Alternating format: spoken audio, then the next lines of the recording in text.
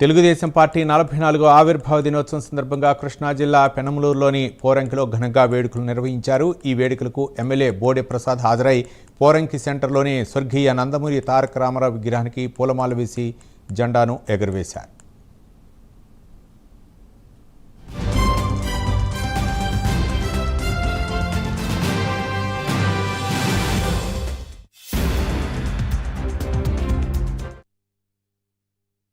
ఈరోజు తెలుగుదేశం పార్టీ స్థాపించి 44 సంవత్సరాలు పూర్తి చేసుకున్న సందర్భంగా 45వ ఆవిర్భావ దినోత్సవ సందర్భంగా అందరికీ కూడా శుభాకాంక్షలు తెలియజేస్తా ఉన్నాం.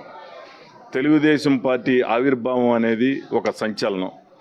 తెలుగుదేశం పార్టీ ఆవిర్భావం అనేది అన్న ఎన్టీ రామారావు గారు గుండెల్లో నుంచి వచ్చిన పార్టీ తెలుగుదేశం పార్టీ.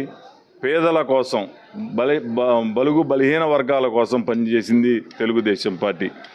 ఈరోజు తెలుగుదేశం పార్టీ స్థాపించిన సంక్షేమ పథకాలు అవ్వచ్చు, అభివృద్ధి అవ్వచ్చు, భారతదేశానికే ఒక స్ఫూర్తిగా నిలబడి ఈరోజుకి కూడా పెన్షన్ కానీ, పక్కా గృహాలు కానీ, లేకపోతే అనేక సంక్షేమ ₹2 కిలో బియ్యం కానీ, ఇవన్నీ కూడా మన రాష్ట్రంలో తెలుగుదేశం పార్టీ ఈ సంక్షేమ పథకాలు ప్రవేశపెట్టిన తర్వాత ఇవి భారతదేశానికి స్ఫూర్తిగా నిలబడ్డాయి.